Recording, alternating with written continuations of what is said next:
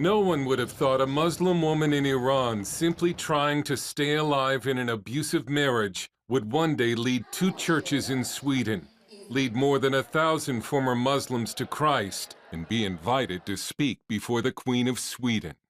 As a young woman in a Muslim culture, Annahita Parsan was powerless and insignificant.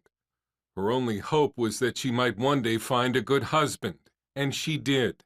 But he died suddenly in an accident, and she found herself trapped in a second marriage so violent she expected to die. I didn't know anything. It was darkness. It was a very bad life. Although she writes about the abuse in her book Stranger No More, Parsan doesn't like to talk about it. It's not easy about speak about that. You were beaten with a shovel.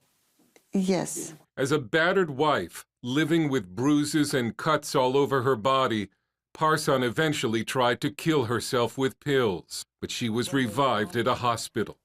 Annahita's daughter Roxana remembers when her dad threatened to slit her throat when she was just a small child. I remember we had gotten cookies. My mom baked cookies, so we got cookies. And then we went for another turn, like we wanted more cookies. Super normal. And we ran up and we're like, more cookies, more cookies. And he came up with a knife, put it to my throat, and he said, ask for cookies again. She was striving to just survive for us, just survive to make a better life for us. And maybe that was something God had implanted in her so that she would have something to hold on to. Annahita Parsan's journey to Christ and across 2 continents is the stuff of Hollywood movies, and one that would include several brushes with death.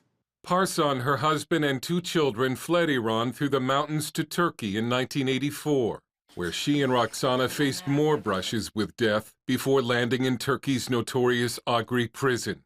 They would finally make it to Denmark, where she divorced her still abusive husband, and she heard the gospel for the first time. Then she moved to Sweden, where she and her 2 children would walk into a church and announce that we are Christians from now on.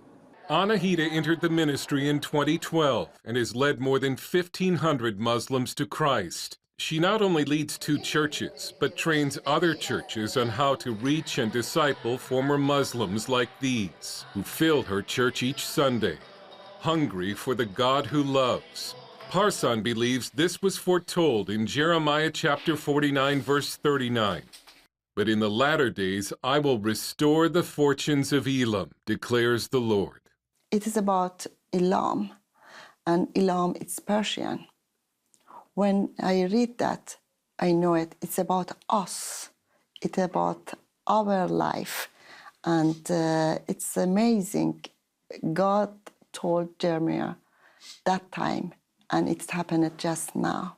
But Muslim immigration has also made Sweden a home for dangerous radicals. And Parsan told us she's received death threats and lives with the knowledge she could be killed. It's a free country, but it's dangerous too. Were you saying that sometimes you wonder if it's your last day? Sometimes. As a young woman living what seemed like a hopeless existence in Iran, Annahita Parsan saw no plan and no purpose in her abusive marriage, only random violence. But God had a plan for her to one day be a leading pastor in Sweden. I think God loved me, and He was in my life from the beginning. He's my everything. I think it's, wow, it's beautiful.